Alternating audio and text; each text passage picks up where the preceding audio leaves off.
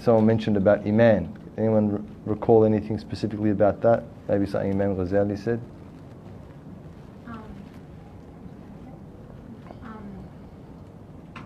We were saying as well, depending on like the rank you have with Allah subhanahu wa ta'ala, you can't use that as an excuse. So if you feel like you're close to Allah subhanahu wa ta'ala, you can't sin, so you can't avoid doing like salah, for example, saying, oh, I'm close to Allah subhanahu wa ta'ala, so forgive me, and vice versa.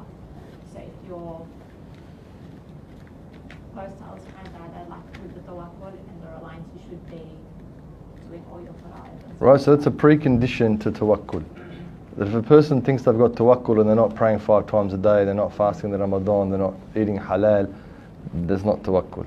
So it's a precondition to tawakkul that a person is taking care of whatever obligations they have towards Allah subhanahu wa ta'ala, and also the preference would be that they're also performing the sunan, whatever the Prophet ﷺ did and said, and they're living that in their lives. So can anyone else remember what Imam Ghazali was telling us? Hajj?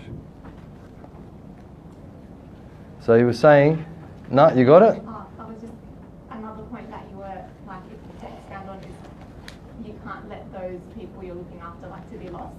Right. That's a form of that as well. Okay, it's in other words, having tawakkul on Allah subhanahu wa ta'ala doesn't negate one's responsibilities. Going back to what we said, it's a precondition. So it's an obligation, whatever obligations a person has in life, they have to have already fulfilled those or be fulfilling those in order to be a person who has tawakkul. Okay, so getting back to the foundation of the definition in terms of tawakkul, Imam Ghazali, do you remember what he said? Does anyone know? Recall? No. Did he say something about how tawakkul comes from one of Allah subhanahu wa ta'ala's attributes, and he is al-Wakil? Right. We should be fully convinced that he can take care of our affairs. Right? So, in other words, rather than us being thinking that we've got the capacity to look after ourselves, it's that we fawwadu amri ila Allah, that we give up that own. We don't really have it anyway. It's just an illusion that we have control over anything, even ourselves.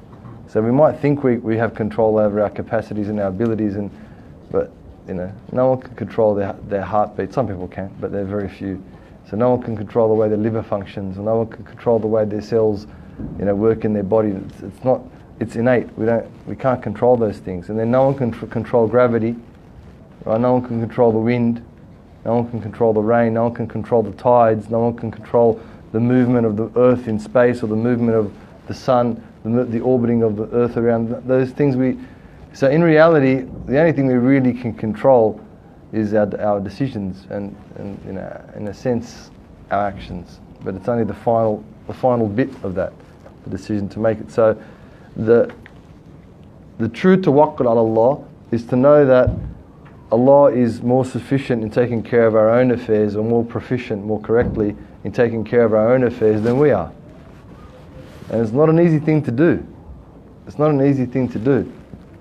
Some people, they'll get a tradesman, they'll get a carpenter or a plumber to come to their home, let's say a plumber, and they're fussing around, what's the plumber doing, asking questions, what about this? It's not very many people that would just get the plumber and just leave the plumber to their own affairs and just, that's it. It's even the most simplest of examples. So what about the things, our sustenance, eating, sleeping, all these sorts of things? But in reality, Allah's taking care of those things, because more important than eating and more important than sleeping is breathing. But it's not something that we think about, because it's innate. So we don't think about, where's the air coming from? We just breathe. And we don't even think about taking a breath. Some people might, if they've got asthma or something, or they've got emphysema or some diseases, and they might actually cognitively think, I need to take a breath. But for the rest of us that are alhamdulillah healthy, we don't even think about that. Yeah, that's more important than food, and more important than money, and more important than sleep.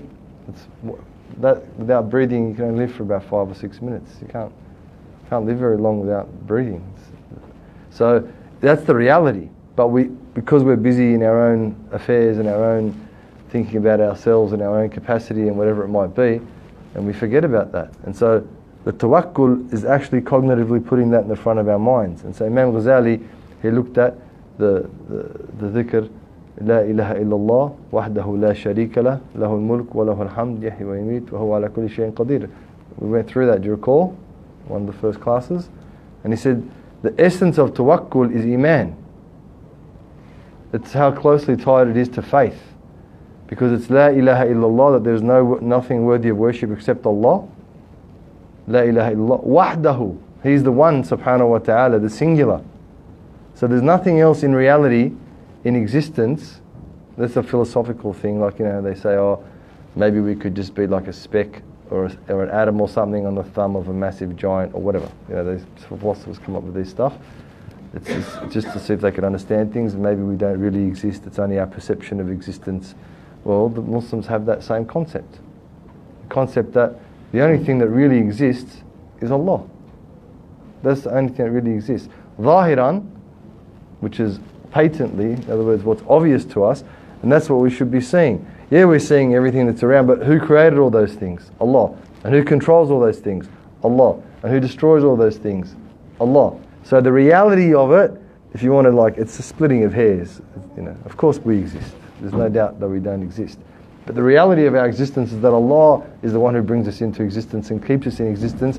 And when He decides that we're no longer going to exist, finishes our existence. So if you want to look at the reality of it, then the reality of it is really that Allah is the only one truly in existence.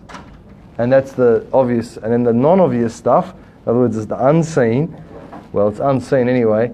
It revolves around Allah. Because Allah is they say, al-ghayb al-mutlaq. The absolute unseen is Allah subhanahu wa ta'ala.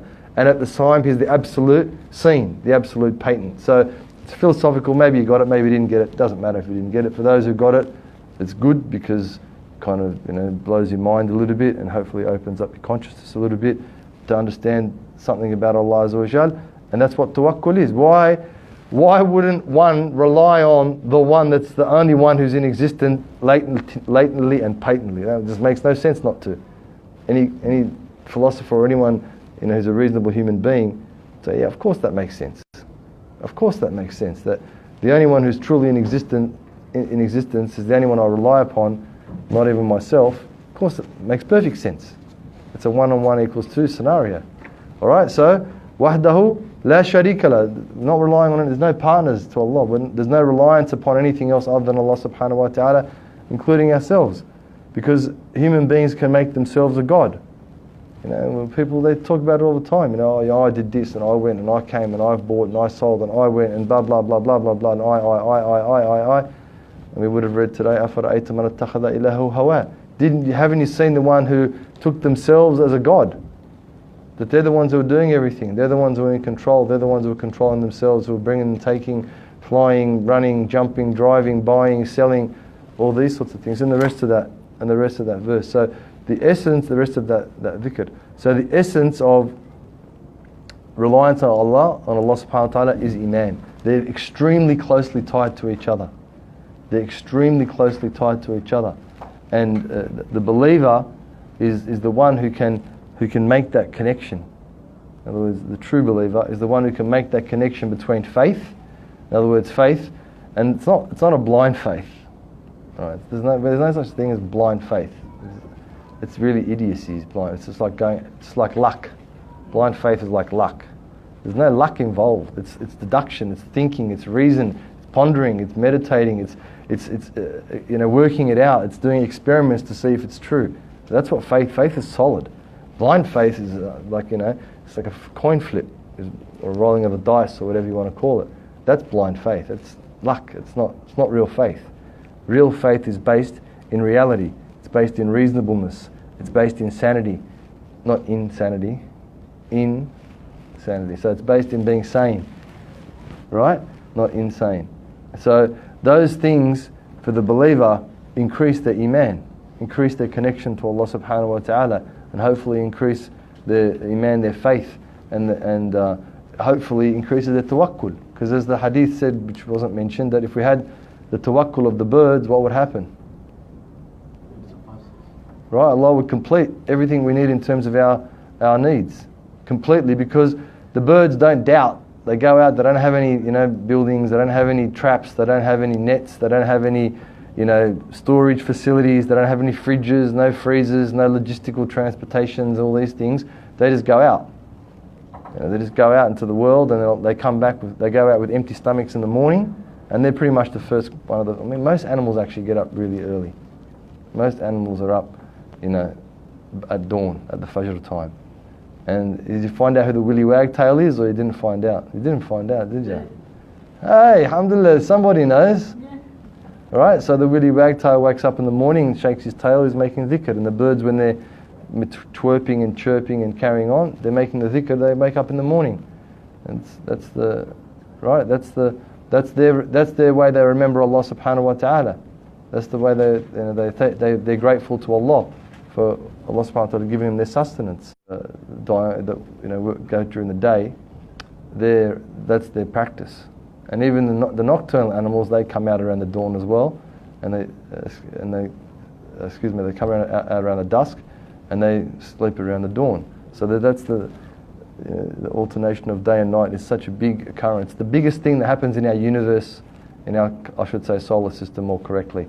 There's nothing bigger than the sunrise. There's no event on a daily basis bigger than sunrise, and there's no event on a daily basis bigger than sunset. That's the big... Yeah, earthquakes are big, but they're not as big as the sunset and the sunrise.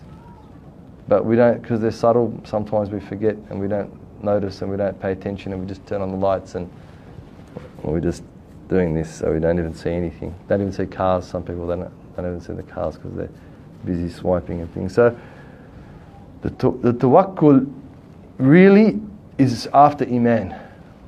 It's after Iman. It's after faith in Allah subhanahu wa ta'ala, reliance on Allah. Because without faith, there's no reliance. And without reliance, what faith do we have? If we can't rely on our Creator, then what is it we're relying on? Where does our faith stand? What's the status of our faith? Right, that's a bit of a rollback. Alhamdulillah Rabbil Alameen, hamdan yuwafi ni'amahu wa yukafi, or revision. Alhamdulillah Rabbil Alameen, hamdan yuwafi ni'amahu wa yukafi, wa mazida wa salatu wa salam ala khayl anam wa ala alihi wa sahbihi wa sallam. إننا نوينا التعلم والتعليم والتذكر والتذكير والنفع والانتفاع والإفادة والاستفادة والدعاء للهدى والدلالة على الخير والحث والتمسك بكتاب الله وسنة رسول الله ابتغاء مرضات الله وقربه وثوابه سبحانه وتعالى. Praise Allah subhanahu wa ta'ala. Praise it's worthy of a beneficent bestower of bounties and mercies, the sovereign controller of all things in the universe. And we ask our Lord Most High to send copious and eternal blessings and salutations upon our beloved Prophet Sayyidina Muhammad sallallahu alayhi wa ala alihi wa sahbihi wa sallam, amma ba'd. And we acknowledge the traditional owners of the land, and we pay our respects to their elders past and present. So can everyone see a copy of the text? Have you got a copy? I've got an extra one if you want.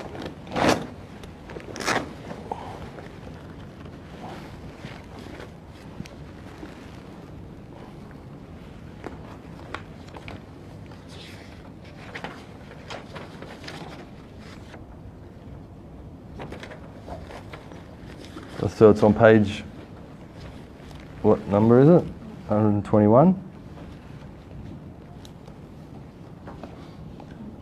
So as we normally do, we'll read the Arabic first. And actually there was just a bit of a clarification I wanted to give from the hadith of the Prophet of Allah ﷺ, that he said, he was asked about he says, ولما سئل عليه الصلاة والسلام عن السبعين ألف الذي يدخلون الجنة بغير حساب من أمتي قال هم الذين لا يسترقون ولا يقتون ولا يتطيرون وعلى ربهم يتوكلون. So that is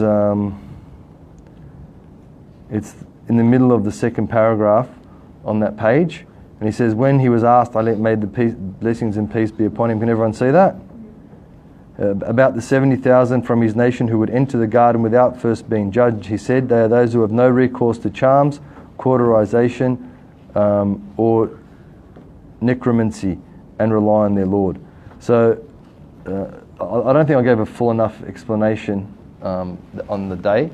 So last time we went through that. So I just wanted to make sure it was clear without because we didn't really discuss the hukum, the ruling of these things, even though that some of them are permissible. So it says, هُمَ الَّذِينَ لَا يَسْتَرْقُونَ. So that refers to a ruqya, what they call a ruqya shar'iyya. I know the charms really doesn't cut it. It's not charms. It's like the Prophet of Allah, if someone was sick, he might read upon them, and he used to read in the water. He used to read on the plate, alayhi salatu wasalam, with saffron and write on saffron and put the water on it. People used to drink it, things like that. That's like what they call a ruqya al-shar'iyya. So they read upon people like, you know, Qul a'udhu bi rabbil falaq, Qul a'udhu bi rabbin nas, Qul Allahu ahad, Qul al-kafirun. What else they read? Safat, and they read Kursi, Ayatul Kursi, Safat, Zuma. There's a lot of different verses for different things that they read on people. That's permissible in the Sharia. The Prophet did it, alayhi salatu wasalam. Right? Doesn't mean that you can't do it. But the people who seek out yastarqoon, so those people who seek out the ruqya, they're not included in those 70,000 that enter, but it's permissible to do so, and the Prophet did it, alayhi salatu wasalam. Okay? Wala yaqtoon. So that one is al-kay. A kay is the cauterization, that's the burning. So the Prophet ﷺ said there's 3 types of ilaj, one of which is, you know, it's like branding, like they get something hot, metal, and they burn, like say someone's whatever got a tooth problem or whatever it may be. It's old school. They don't use it as much anymore. They use it in surgery actually these days. But the ulama, what they say, وَآخُرُ عِلَاجُ الْكَيْ. So the kay is to burn, is to almost like brand it. And the Prophet said it's permissible to use, but it's makruh. In other words, it's not something that's looked upon properly, because it's the burning with fire, and only Allah Azza wa Jal burns with fire and causing pain with fire. It's not something that Muslims it's permissible in Islam to do. But it is permissible, but to kill someone by fire is haram. And the last one is لا يتطيرون. So the essence of that, he says in English, is necromancy. So the essence of that was in the time of the Jahiliyyah, the time of ignorance, as the Muslims call it, the pre-Islamic days. If someone was going on a trip, one of the Arabs, for example, they'd look out the window, and if they saw an owl or a crow, they'd say it's a bad omen. Or they saw a bird and it used to fly to the left, it's going to be a bad trip. If it flies to the right, it's going to be a good trip. Blah blah blah blah blah blah. And that's just gone on from there, where people, I don't know what, maybe if I get a red traffic light on my way to work, I'm going to lose my job or whatever. So those kind of omens that we think we predict about what goes on, that's haram. So the other two are permissible. To have someone read upon someone because they're in need, or they're not feeling good, or they feel that there's something on them, black magic or evil eye or hased or jealousy or whatever it might be, envy. It's okay for a person to read upon someone else, not a problem. Or read on the water and they drink it if they've got a stomach ache or they're feeling a bit tired. It's like, read on yourself. It's the Sahih Muslim, the Sahih Bukhari, when they get and then a person reads Qul Allahu ahad, Qul a'udhu bi falaq, Qul a'udhu bi rabbin nas upon themselves. That's from Sahih both, Sahih Muslim and Sahih Bukhari. There's a hadith about doing that upon oneself. So that's not quite a ruqya, but that's what the Prophet used to do before he used to sleep, alayhi salatu wasalam. So we should all be doing that on a daily basis. None of us should be leaving that. So those things are permissible. But the omens, the necromancy, is haram. I think these are the wrong words. Yeah. Divination is the right word for that. When you look at the watch the birds. Yeah, it started from that. They chuck arrows. Yeah, and then it's gone on to other things. They get an animal and they cut its stomach open. Yeah, and there's heaps of weird stuff they used to do. But even today, like I said, it's just those omens that we predict. Like I said, red lights and black cats and when all that type of stuff, the superstitions you might want to call it. So it's all those types of superstitions that are there, right? Those things, they're haram. It's haram to be superstitious. It's basically, if you want to get it down to its essence. We don't have those things. Why? Exactly, because we rely on Allah Azza wa Jal. The one who relies on Allah, what's stronger, the black cat or Allah? Or is it if you break a mirror, whatever, bad luck for 7 years or something like that? Isn't that how it goes? Something like that, isn't that the case? Right? What's stronger, the broken mirror or Allah? Where does our destiny come from? From omens or from Allah Azza wa Jal? So there's heaps of them. We don't recognize them. We don't realize that we're doing it. But unfortunately, people do. Some people, when they walk on the sidewalk, they don't walk on the cracks or the lines in the sidewalk. There's heaps of stuff that we don't, that we don't think of. That we. What's that one? The cross. Like when they want something to happen, so they think it's cross. Oh yeah, all right, okay. Okay, all that sort of stuff. But what if they say that that is the sign? What? The black cat or something, or the you know, I don't know. No, I'm not sure. I don't follow you. The owl hooting. What do you mean it's the Those sign? omens is the sign. Well, that's the whole point, is to say that is not relying on Allah subhanahu wa ta'ala. It's to interpolate one's own, you know, whatever, one's own preconceptions about a particular thing. So how do you know an owl is bad or good? Or a black cat is good or bad? Like, where's the definition of that anyway? Except in people's own superstitions. Yeah? So that's what it comes back down to. Would you agree with family members who believe in those things, and for example, your parents would say? I'm sure you're going to find heaps of people that believe in them. You know, it's difficulty. Like parents don't vacuum the house Vacuum the house. at all. Yeah, no, at night it's because of whatever reason. Don't cut your nails at certain time or day because of whatever. Look, some of those things, like vacuuming at night, if you live in a unit, is not a good idea because your neighbours are going to get disturbed. So some of those things might have some, you know, some basis to them. No, but it's superstition. They go Well, if it's about jinns, yeah, you should be careful about doing things like that at night, like throwing hot water. You know, your kids should be not out when the sun's setting. If they're young, like 20 minutes before the sun. That's when the jinns come out. So there's basis of that in the Sharia. So things that have a basis in the Sharia, that's okay, right? But the things that are just made up, you know what I mean? It's just, you know, things that are just old, no offense to wives, but old wives' tales, as they call them, and superstitions and things like that. Then those things that have no basis in the Sharia, of course, it's haram. How can you apply something to something that's got no, you know, like spitting down a drain, right? The reason why is because the jinns, sometimes they live in the drains, and then if you spit there, they affect you. So those things have got basis, spitting into toilets, right? We shouldn't be doing that because it's, you know, and I don't mean the drain in your basin, I mean drains in the ground, like, you know, like the ones in concrete in the ground and things like that, on the street, whatever it might be. So the jinns hang out there. So. Sorry, does that have to be like an ongoing trait, or like, for example, if you just think about it, one thing, and then other times you're not really focused on it? Well, I mean, that's what tawakkul is. Isn't tawakkul ongoing? So it shouldn't be like, if those things come across your mind. There was a story about Ibn Abbas anhu, and he was travelling with someone who became Muslim, and then he saw an owl and he goes, khair, khair inshallah. Like, hopefully it's good, hopefully it's good. Then Ibn Abbas asked him, and he didn't say anything. So Ibn Abbas said, don't even take your notice. But because he had previously had those superstitions about owls, when he saw the owl and he became Muslim, he was saying, inshallah it's khair, inshallah it's khair, to get rid of his own connection to that previous superstition. And that's what we should be doing, inshallah ta'ala, so that we don't fall into that trap of, you know, like, it's easy to do because we're human beings. Like I said, really, what have we got to rely on? Like, really, what can we grab onto? The earth shakes.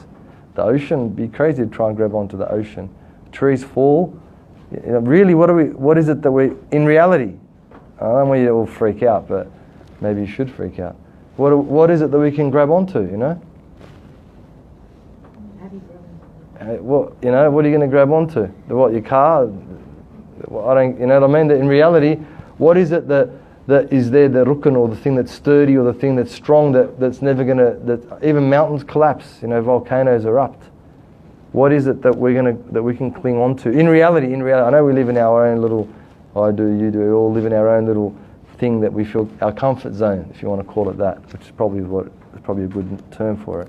So we all live in our comfort zone, and we all think that in our comfort zone, nothing's going to happen to me when I'm in the train going to the city, because this is the train, and it's big, and it's run by the government, and they're big too. So it's safe, right? But in reality, trains derail all the time, you know. And I heard when I was in Montana, I heard one time the wind blew a locomotive over. I don't know if that's true, but that's pretty strong wind.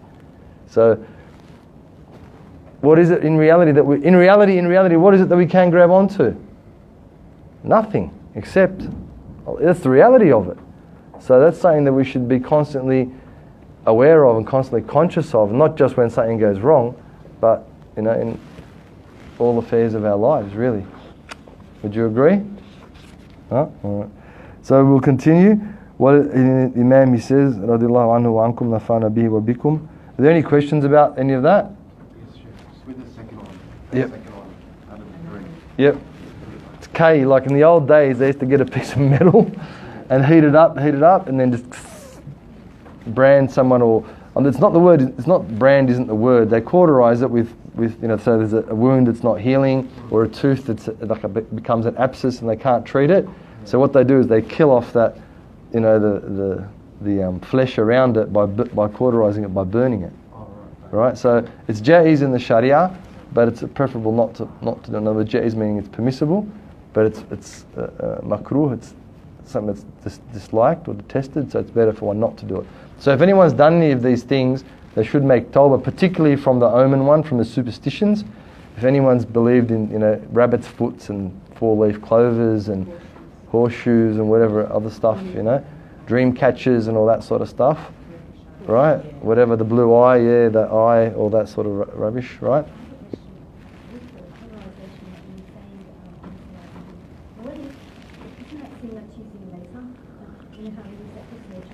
Sure. So like I said, it's permissible. Whether the laser would be considered, because the laser, do they use it to actually close up wounds? For example, kidney stones, or if you need surgery for cysts or something. If it's not closing, it's destroying something, is it not? I don't know if that would be considered K, because K normally is the killing off of flesh with heat. My sister had not pimples, spots that grew on her face, and the doctor took her to a specialist, and the specialist said, I'm going to remove them in place. It'll take 6 weeks to heal, so her skin effectively burned. I'm not sure. I couldn't give a ruling without proper investigation on it. I was just going to say in regards to that, sometimes in surgery, for example, cesarean, they'll cut her open with the laser. So that's cutting open is different, right? So what they do with K, like I said, for example, someone's got an abscess in their mouth, like a tooth has gone wrong, rotten. They didn't have the fandangled surgeries that we have today, and then so the teeth would be half falling out. They heat up a rod, and then just burn the flesh to kill the flesh off, so it doesn't become an abscess anymore. That's what K is. Now, I don't know I don't have the medical background to understand whether that's the case, but even if it is the case, it's permissible. So it's not haram, right? Someone's in a situation where they're going to die, and the only option, or they're going to be ill for a long time, and the only option is that, then it should be done. There's no question about it that it should be done. But the point is that, because I didn't finish off the وَعَلَى رَبِّهِمْ يَتَوَكَّلُونَ. So these people whose tawakkul, whose reliance on Allah subhanahu wa ta'ala is so high that when they get spiritually sick, when they get physically sick, or when anything goes on around them, they're only relying on Allah subhanahu wa ta'ala. They're the people that will enter Jannah without any accountability. So that's really what it's heading towards. Okay, so it's saying the different states of the human being, the physical, the mental, the physical being the physical illnesses, the mental being the omens and whatever, superstition, and then the spiritual being, the spiritual melees that a person may be affected. If one completely relies on Allah subhanahu wa ta'ala in those affairs, then there will be of those 70,000 that enter Jannah bila adhab wa bila hisab. Does that mean one can't have the ruqyah, someone read on them? Of course they can. And sometimes it's wajib. If someone can't get over their illness and it's affecting their prayers, it's affecting their relationship, it's affecting their work, find someone who knows what they're doing and have them read upon you. Secondarily, if someone's got some sort of an illness and whatever it may be, pimples or else, the doctor who says, look, this is going to cause you a problem later on, you should remove it, then one should do that. It's sunnah to do something like that. Okay? The point of the hadith is that there's people who completely rely on Allah subhanahu wa ta'ala in their 3 states, physical, mental, spiritual, then they'll be of the 70,000 people that Allah will enter them into Jannah without hisab. Yeah? Except for the superstition, it's haram. You can't be superstitious. We don't have superstition. We have Allah. Just like there's another hadith that says, La adwa fil Islam. There's no contagiousness. Islam doesn't believe in contagious diseases. Yeah? Right? So we don't believe as Muslims that disease is contagious, because where does disease come from? No, you don't know where it comes from? Allah, yeah? She said Allah. Yeah, I wasn't looking at her, I was looking at someone else. Right? So, Allah Azza wa Jal, He's the one who yumridni wa huwa yashfeen. He's the one who makes me sick, and He's the one who heals me, subhanahu wa ta'ala. Are there diseases out there that spread like that are contagious? Yes. That doesn't mean there isn't contagious diseases. That's not what it means. What it means is that whether I get sick or not is not dependent on the disease. It's dependent on Allah. Allah, yeah? Because is there a disease out there? I don't know of one, so maybe you can tell me. Is there a disease out there that's 100% contagious? To my understanding, and I could be wrong as I'm not a medical professor, to my understanding, any disease, any pesticide, any death thing is only 99.9% effective. So, how's death contagious? Everyone dies. But it's not contagious. Everyone dies, yeah. Fair enough, but it's not contagious. It's inevitable, yeah? Right? So, in my understanding, and I could be wrong, but my understanding is that diseases are only 99.9% contagious. So there's always 0.1% of human beings, and you always see in the disaster movies, you know, like zombies and whatever else, some people get bitten and they don't become a zombie, you know, okay? So you can always trust Hollywood on those things. Masalan. I'm being facetious there, right? So that being the fact, who knows who has the resistancy to whichever disease it might be. A person might be resistant to one disease and not to another. So henceforth and therefore, in the Islamic philosophy about those things, it's not really contagious. But what's the sunnah? If there's a plague going on in an area, the sunnah is two things. So let's say Bankstown, it's full of plagues already. Liverpool, right? Liverpool has a plague of whatever it is. So the sunnah is, even though we don't have contagiousness for ourselves, there are contagious diseases. So the sunnah would be that if the Liverpool has a plague, then whoever's in Liverpool stays in Liverpool. And whoever's not in Liverpool doesn't go to Liverpool. Right? Because there's this contagious disease, and we don't expose ourselves to, like, that's like jumping off the building. So, Allah's the one who can control gravity. Yeah. Right? Yeah? Do we do it? Only a person who's insane would do something like that. But a sane person wouldn't do anything like that. Because what it is we're testing Allah. We're saying, Ya Allah, we know you can do anything. All right, here you go. Rather than us being the ones tested, we're testing Allah. And la yanbaghi. It's not permissible. It's not. No one goes and tests their boss. Their boss says, do all this work. So you do. I just want to see if you can do it. You get sacked pretty quickly. Right? So we don't go around testing those who are superior, maybe, or whatever, more senior, or whatever you want to call it. No. Like the story of Isa alayhi salam and his disciples where they can walk across the water. That's like we can never reach that level of tawakkul, right? Because that can happen. Well, the Sahaba did it. The Sahaba walked across Bahrain. In Bahrain, there's an island there from the Sahaba did it. It's in the Hadith. So they got there, they didn't know where to go. So the Amir said to the people, does anyone have any major sins in the army? Backbiting. Well, that's why we've got to watch our tongues. Anyone fornicate? Whoever does.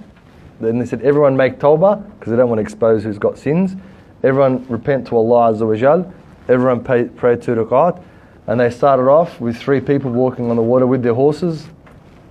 Then a larger number, I can't recall the number, then another larger number, then the rest of the army walked across. And one of the Sahaba, one of the companions, he dropped his water jug. He got off the horse on top of the water and he picked it back up and he said his feet didn't get wet.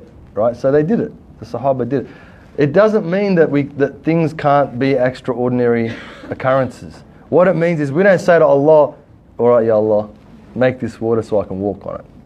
If Allah makes that decision, the Sahaba, because they were closer to Allah, they understood when those things were going to happen.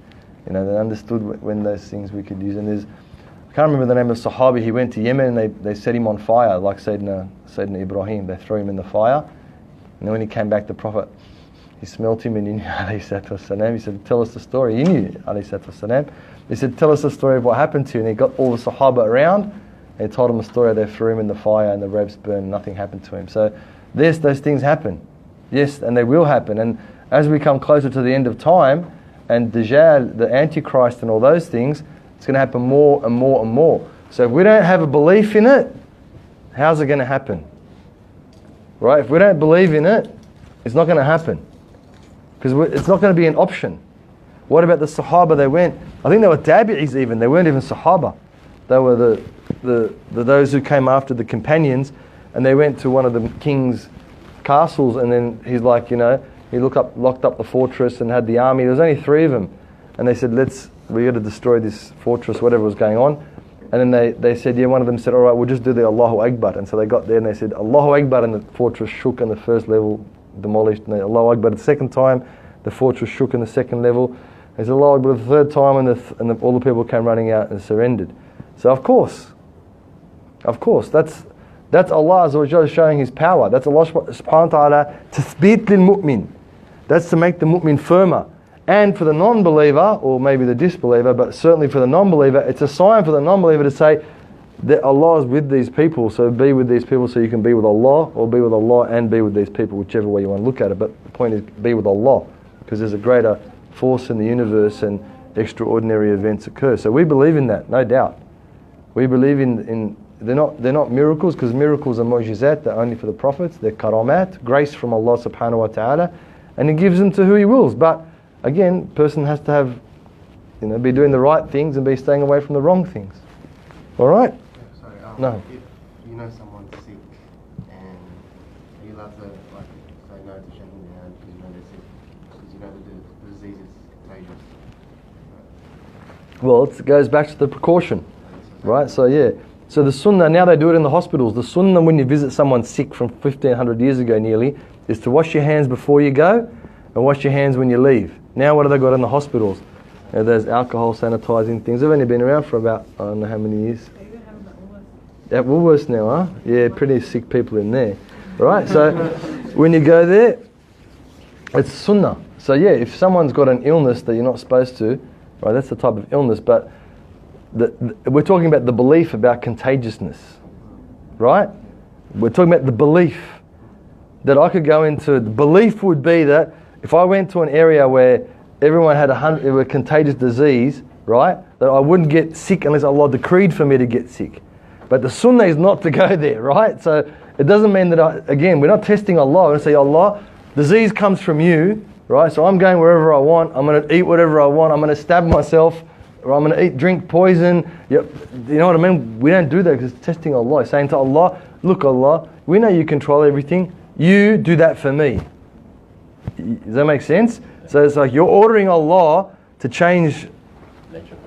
Right? We're talking about, who are you? Who am I? The Prophet, he's someone. Oh, who am I? Who are you? We don't do that. That's like we don't sit at home as well. So I've got reliance on Allah that my sustenance is coming. Ya Allah, bring my sustenance without me doing anything. Talking about, who are you? You're talking to Allah. Allah, He does what He wants. He's not bound by anyone's commands or requests, subhanahu wa ta'ala. He's above that. Alright? Any other questions? No. Yes? I just want to go over that part where charms and the cauterization. Yes. So you're saying that getting red on is fine. What is it? Going to Ruqya and being red. Yes. That's fine. There's nothing wrong with it. It's not part of the certificate. Right? Because it goes back to tawakkul. The hadith is the mashhad, the moral of the hadith, so if you want, is that the people who rely on Allah subhanahu wa ta'ala absolutely in their physical, their spiritual and their mental states, those people, 70,000 of those people will enter Jannah without adhab, without hisab, without being accounted. They will enter paradise without having any accounts taken.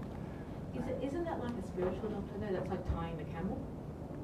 Like I said, it's jaiz, it's permissible to do. You might not be amongst those getting into That'll that. miss out. What makes that not as good? It's the tawakkul. It's the purity of the tawakkul on Allah subhanahu wa ta'ala. That's a decision that every individual has to make. You know, whether you... No? Why is there less tawakkul? Because it's taking with what they call the asbab. It's taking with the causes. So not necessarily that there's less tawakkul.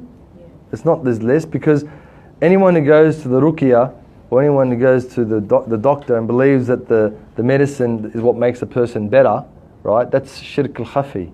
That's it's the lesser shirk, or whatever they call it. It's like the secret association of partners with God, because you're saying that the medicine can do something that Allah can't do. But it's not the case. We're taking the medicine and relying on Allah subhanahu wa ta'ala. So can you see how doing that might have a dual effect in a person's mind by taking the medicine? Where if I didn't take the medicine, I relied on Allah, there's no doubt whatsoever that my reliance is on Allah subhanahu wa ta'ala. Whereas if I took the medicine, the chance for it to be mixed may occur. So you're not like distracting yourself with focus. Right? So that doesn't mean if you get sick, go to the doctor, okay? If you've got a spiritual melee, find a person who's reputable and go and get the thing done, right? It's not. They're the khas people, elect top of the range people, and every one of us wants to be the top of the range, but we can't all get gold medals. When you go to the Olympics, only one person gets a gold medal in whatever event it is. Not everyone gets the gold medal, even though it's the Olympics. So, sometimes you have to take the silver. All right. Any other questions? No. Then you got to work that out between you and Allah subhanahu wa ta'ala. It's a fair enough question. If you don't, let me explain for a sec. That's up to you.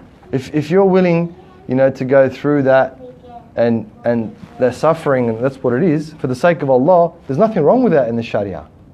But let's say, for example, you don't want to settle for silver and you've got some illness, someone's got an illness, right? Bung knee or whatever it is. All of a sudden the person's not waking up for Fajr. Yeah? All of a sudden the person can't work. Hold on a second. Now that person, might become an obligation for that person to go and get surgery or cauterization or ruqyah or whatever. Because the other aspects of their life, which are fard and they're obligatory and they must be done and they're wajib, they're being affected because of that, broke bung toe or whatever it is. Okay? So that's the weighing up of an individual circumstance. We're talking generalizations here. But an individual circumstance, if someone's got a ear infection, whatever it is, whatever, and it's stopping them from doing their fara'id, and stopping them from looking after their family, and stopping them from reading Qur'an, and stopping them from fasting in Ramadan. No. Right? So let's say Ramadan's coming up, inshallah. So 3 weeks, so buckle up. Get ready for it, inshallah. So someone's got an illness in their stomach that all they need to do is take a medicine for and they'll be fine. But they say, no, I want to be of these 70,000 people, so I'm not going to do it. But then they can't fast in Ramadan. Yeah? You with me? The answer's in the question, isn't it? It would be haram for that person not to take that medicine. Because they could fast Ramadan if they took the medicine, but they're not taking the medicine and they're not fasting in Ramadan to be not going to be in the 70,000. That's for people who have gold medal standard. Like I said, not all of us have it. Naam, you had another question? What are the things that you won't notice of yourself that will take you away from having tawakkul? To catch yourself from saying, putting your faith in something else without realizing that you know. Just common things that you do without realizing. It's a big question, mashallah. Can I just get on? Yeah. The common horoscope. The what? Horoscope. It's haram. That's star signs, and it's haram. Astrology is haram. So maybe if we finish it, because then the Imam talks about 3 things that are necessary for tawakkul, right? So maybe when we go through those 3 things, we'll see the other things that we may be doing, and you might be able to clear it out yourself. He says there are 3 things necessary. وَلِلْمُتَوَكَّلِ الصَّادِقُ ثَلَاثَةَ عَلَامَاتٍ الْأُولَى أَنْ لَا يرجو غير الله ولا يخاف إلا الله وعلامة ذلك أن لا يضع القول بالحق عند من يرجى ويخشى عادة من المخلوقين كالأمراء والسلاطين. So he says, the one whose reliance is sincere has 3 marks or definitions. The first is that's 121, paragraph 120, everyone can see that? The one whose reliance is sincere has 3 marks. The first is that he or she neither has hopes in nor fears other than God. The sign of that is that she upholds the truth in the presence of those in whose regard people usually have hope or fear, such as princes and rulers. Right? So that's having tawakkul on Allah subhanahu wa ta'ala. The person is fully reliant on Allah subhanahu wa ta'ala and the first sign of that, in other words, are they sincere in that reliance? that they neither have any hope or fear in anything but Allah. Like, that's a big thing. That's the opposite of that, sister, as you ask, would be to have hope that someone's going to, the opposite would be to have hope in your mum, your dad, your brother, your sister, someone who's going to be there for you and help you out and give you money, and, or your son or your daughter's going to work in the garden and cut the lawn or whatever. Okay, or your mate is a computer programmer, is going to come and program your computer, or your other mate's a doctor, whatever it might be. So it's the hopes. A person only has hopes reserved for Allah subhanahu wa ta'ala, and none else, and no one else. Okay, and the fears. One might fear their husband, one might fear their wife, whatever the case might be. What happens if I come home and the house isn't clean? What happens if I don't have the money? What happens if there's too much salt, not enough salt? Whatever the case might be. Okay? Some people might fear their bosses. They don't want to, do this, or don't want to go to prayer, for example, because they might get the sack, or whatever the case might be. So anyone who fears anyone other than Allah. In other words, the calculations that we make in our minds when we're doing something or we intend to do something, if Allah isn't the one and only calculation, so to speak, then we're going to have problems with our tawakkul. The second part of it is the sign of this, and so the evidence of whether one hopes or fears, and particularly fears, of this is that she upholds the truth in the presence of those in whose regard people usually have hope or fear, such as princes and rulers. So you got your new boss, he comes, he's a bloke, you're a lady, you're a sister, he comes to shake your hand right like that. What do? That's the question. Where's the hope or where's the fear? Am I going to lose my... I'm not answering it. You answer it yourself. That's the question. Right? You've done something and the police officer pulls you over. Have you done it or haven't you done it? The fear is what? Losing license, losing job, losing whatever, respect, whatever. Or do I tell the truth? That's the question. Right? That's the question. Or in the courtroom. Or you've been in the wrong place at the wrong time, doing the wrong thing with the wrong people, and then your mum, dad, whoever is saying, etc., etc. Do you fear mum's wrath or her being upset with you or whatever, stonewalling and all those sorts of things, gaslighting, whatever? Or is it that you fear Allah subhanahu wa ta'ala and you know what the truth is? And then, like Abdul Qadir al-Jilani, he'll come up in the end. He went to go study in Iraq, and his mum, she sewed the gold pieces and lining of his jacket, right? And then when the bush rangers or the gangsters or the carjackers or whatever, they stopped him on the way, they said to him, do you have any gold? He said, yeah. Wait a minute, who says that? Because they searched, they didn't find any. People used to keep little purses and whatever. They didn't find it. He said, where's the gold? He said, it's sewed in the lining of my jacket. And then in the end, those guys became Muslim and they became his students. Because he was truthful about what it's a long story, but in the end, that's what happened. So it's the truthfulness in a time where truthfulness will not save someone if you add 1 and 1. So 1 and 1, if he tells with a gold, what are they going to do? They might either chop his arm off or chop his clothes off or leave him naked and take his gold or whatever. Yeah? But he didn't do that. So that's the sign. So if we've got funny stories all the time, that means we fear other than Allah subhanahu wa ta'ala. He says the second one, وَالثَّانِيَةِ ألا يدخل قلبه هم الرزق ثقة بضمان الله بحيث يكون سكون قلبه عند فقد ما يحتاج إليه كسكونه في حال وجوده وأشد. This is a big one. But first one's pretty big too, actually, but this is another one that's easier to kind of comprehend for us. The second is that worrying about one's sustenance or his sustenance never enters his heart, because of his confidence in Allah's and God's guarantee, so that his heart is as tranquil when in need as when his need has been fulfilled, or even more. So that's the other one. Like, what are we worried about most of the time? Really? Most of the time that's what we're worried about. When are we going to eat? When our next meal is? What kind of meal we're going to have? If I don't eat enough now, I'm going to be hungry later. If I'm hungry later. And look, I've got to say that there's a bit of a asterisk on that. The difficulty being that Muslims living in a non-Muslim country, the issue about halal. So I get that, right? If the concern is halal though, if the concern is my eating halal, then is that tawakkul or not tawakkul? Why is it tawakkul? Right? Because you're trying to embody, live by, follow the orders of Allah subhanahu wa ta'ala. So Yeah, if you're going somewhere, when we were going somewhere, I don't know where we were going, I can't recall. What's halal there? You got to go. Alhamdulillah, they've got the internet now, and it's much better than it used to be. 20 years ago, this is how we used to do our halal. We used to go to the auction and buy the meat, buy the sheep. You know, we used to actually go and take a day off. Go to the auction in Camden, buy the sheep. A friend of ours had a farm there, slaughter those sheep, take it, butcher it. In other words, after slaughtering it, butcher it all up, take it home, blah, blah, blah. Then they started to have a few abattoirs that were reputable. So we used to ring up the slaughtermen. We used to ring up Cootamundra and speak to the slaughterman there. Going, brother, we became good friends with the guys. You know, hey, what's happening? What are you doing today? Can we trust it? No, you can't trust it. They used to send it in a package. You know, like a box with that plastic packaging stuff around it. You know? And then the butchers were trying, I'm not joking, the butchers were trying to get into, I don't know, well, I don't understand, I don't get it. I know there's money involved, but la hawla wa la quwwata illa billah. It was crazy. It was crazy. And then what would happen is they'd send the meat.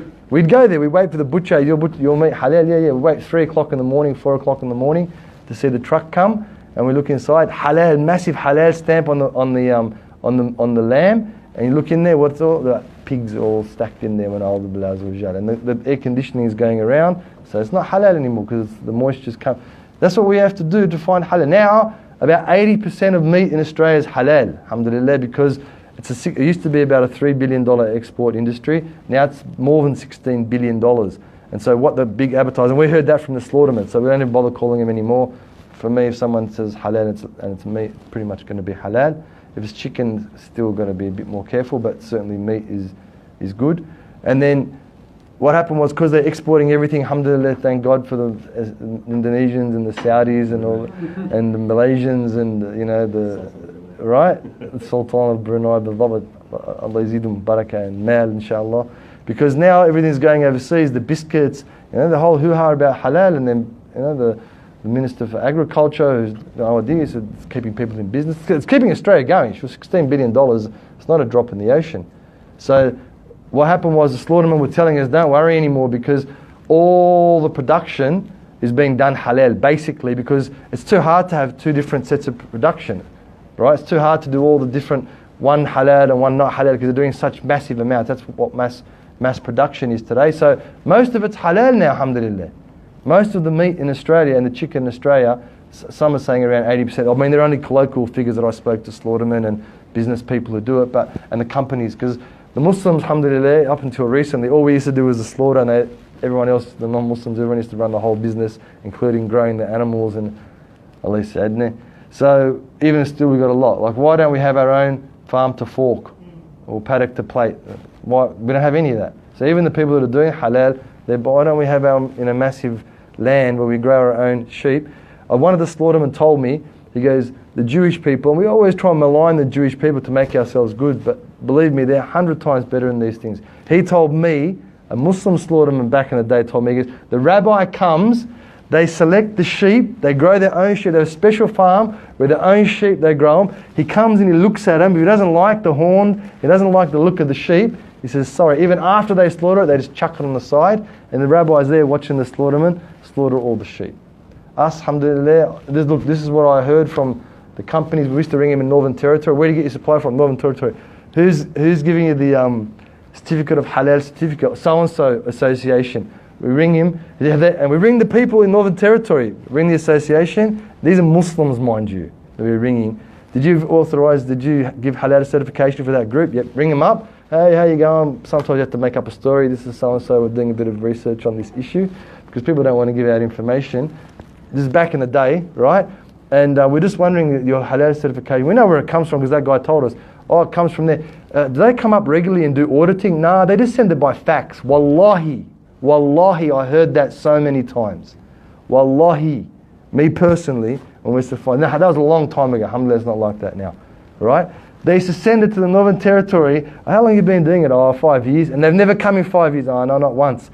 All right, thanks, buddy.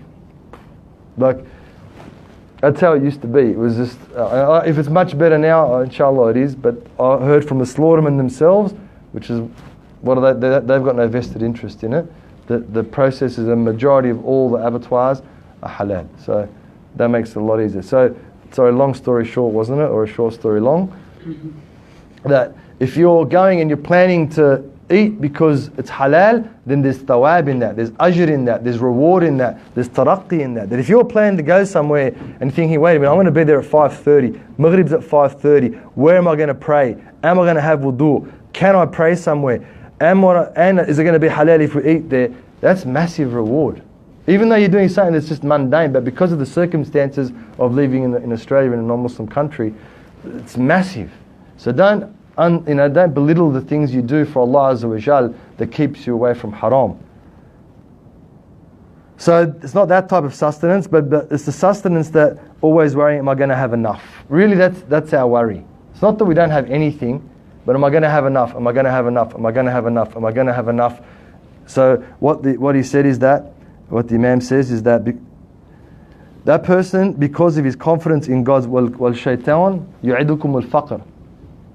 The shaitan, he promises you're going to be poor. He tells you, whispers, devil, the Satan, you're going to be poor. You're not going to have enough. You're going to be hungry. You're going to die miserable. You're going to die a poor man or a poor woman, or you're not going to have a good car, or whatever. But Allah subhanahu wa ta'ala has the treasures and reserves of all things in existence. They're His. There's I can't remember if it's a hadith Qudsi or one of the, I think it is a hadith Qudsi. If Allah subhanahu wa ta'ala was to give everyone who was alive, everyone who's ever lived and who's ever going to live, everything they ever wanted, it would not decrease one iota from Allah's treasures. Why would you worry if that would be the case? So that's a sign of tawakkul. And whether they had nothing or they had everything, that's the other difference. That's the other difference about tawakkul. That, alhamdulillah, you just got paid a bonus, right? You've got 50 grand. Is that possible to have 50 grand in your account? 100 grand in your account, whatever it is. So what are you relying on now? Now you've actually got the money, right? You got the money. Are you relying on your money, saying, oh, I don't need Allah anymore? Even though you might not be saying it directly, but in the heart there's those whispers, man, that's it. I don't need Allah, man. I got money in my bank account. I'm all right. That's worse. Because Allah just gave it to you in the first place.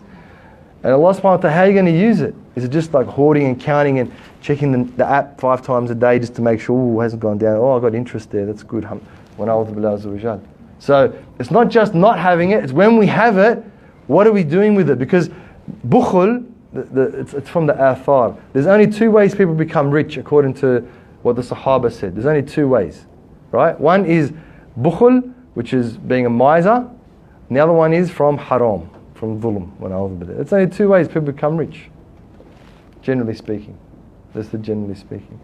So when we get a bit of cash, what are we doing? We're counting it. We're planning how I'm going to get more. Isn't that what we do? When we only got about $1,000. It's only $1,000. Doesn't buy much. Maybe we're still generous. Maybe we take our friends out for a chai latte or whatever, and then we go and we spend it here. We give to the poor people. We do something good with it. We give gifts to those we love. But then when we get 50,000, we're thinking, wait a minute, 50 is a bit of money now. Maybe I can buy a house now. Maybe I can get a unit. Maybe I can get a Porsche. Maybe I can get a Lamborghini. Maybe I can get a whatever. So what we do is we start to plan, calculate. It's the money. It's starting to make us think extra. So it's not just not having it, it's what happens to us when we have it. And the third one, أَلَّا يَضْطَرِبَ قَلْبَهُ فِي مَظَانِ الْخَوْفِ علما منه أن ما أخطأه أو أخطأه لم يكن ليصيبه وما أصابه لم يكن يخطأه. So the third one is that his heart does not become disturbed in fearful situations, knowing that which has missed him could never have struck him, and that which has struck him could never have missed him. So we gave that example that if all the people in the whole world tried to benefit a person, and Allah hadn't decreed benefit for that person, they wouldn't be able to do so. And if all the people tried to detriment someone, hurt them, harm them, they wouldn't be able to do so if Allah didn't decree. So that's one of the third categories. So does that answer your question, sister? Alhamdulillah. Fatah Allah alayki, ja'alaka min muwakkilin. So, and he says, so I will just do it in, actually better not. ومن هذا القبيل ما حكي أن سيدي الشيخ عبد القادر الجيلاني نفع الله به كان يتكلم في القدر فسقط عليه حية عظيمة ففزع الحاضرون فرق منها فتلفت على عنق الشيخ ودخلت في أحد كميه وخرجت من الآخر والشيخ نفع الله به ثابت لم يضطرب ولم يقطع كلامه. So this is again Sayyidina Shaykh Abdul Qadir al-Jilani. What happened to him? This is an example of this was related by my Lord, and it doesn't mean Lord is in God, my liege Lord, my master, my Sayyid, Abdul Qadir al-Jilani, may God spread his benefit. He was once discoursing on destiny when a great viper fell upon him or on him, so that his audience panicked. The viper coiled itself around the Shaykh's neck, then entered one of his sleeves and came out from the other while he remained firm and unperturbed and did not interrupt his discourse. Okay, so that's a sign. Yeah, everyone's freaking out. It means they're freaking out. Snakes are scary, man. The other time we were camping and we saw the red-bellied black snake, I started running. The thing was scary. Especially when you're not used to them, us city folk, we're not really used to those things. وَقِيلَ لِبَعْدِ الشُّيُوخِ وَقَدْ طُرِحَ لِلسَّبْعِ لِيَأْكُلَهُ فَلَمْ يُؤْذِي في أي شيء كنت تتفكر حين طرحت للسبع قال في حكم سؤر السباع من العلم وحسبنا الله ونعم الوكيل. So another sheikh who was once thrown to a lion but came to no harm was asked, what were you thinking about when thrown to the lion? He replied, the legal ruling concerning the leftovers of lions. God is our sufficiency and He is the best of patrons. And so if we go to the bookmark on 74, the footnote, on 74. So it's about whether they are ritually clean or impure. Because some of them are madhab, like for example the dog, the saliva of the dog and the Shafi'i madhab and the nose of anything that's moist from the dog, the nose, the mouth, and the Shafi'i is what they call, it's a najasa mughalladha. It's a really bad type of najasa, filth. And so if some of that comes upon you, you've got to wash your clothes 7 times or 6 times with water and 1 time with dirt or mud. But in the Maliki madhab, they say it doesn't matter. The dog, or it's the same as a pig, same as a sheep. There's no worries about it. So the sheikh, when he got thrown to the lion, he was thinking if the saliva of that, the lion didn't harm him, because they used to throw people to lions. You know, it was a show, it was a spectacle to put down the Muslims, and they did it to the Christians, did it to the Jews as well, did it to a lot of different people throughout history.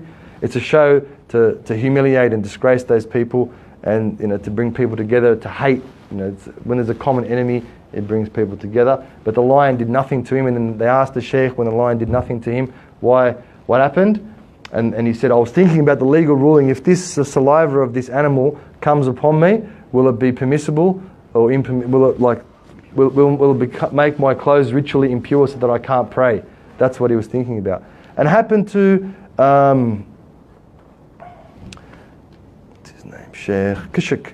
Shaykh Kushk, he passed away in the early 80s. So he was a sheikh in Egypt, and Egypt was a military dictatorship. And so the sheikh had to speak the truth. I've met 3 different people that actually went and spent time. One of my sheikhs from Sudan, Shaykh Abdul Hamid al-Subahi, Allah wajhul al-khair yanfa'na bihi yarfa' darajatuh, yaqadd al-sirru. He's a Sudanian, he's amazing, man. One time we left Yemen and he went to Mecca, and then he didn't come back.